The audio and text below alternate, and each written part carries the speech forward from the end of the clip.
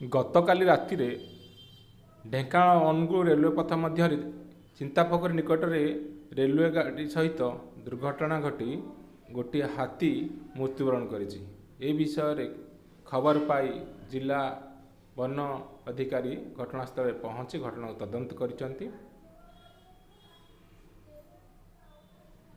हाथीटी railway धारणा पार होउथुला बेले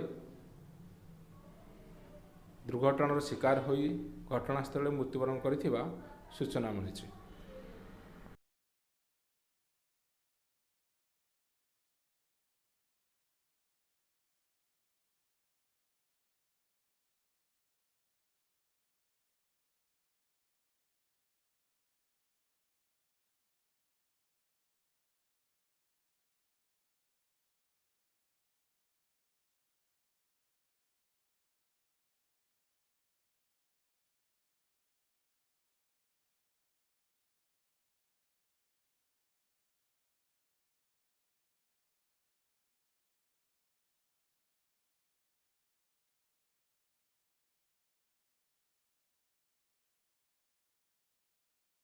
हाँ हेरा ही गाड़ी से आठ कोड़े खसो एटा बाट तार ना 11-12 फुट ये 11 फुट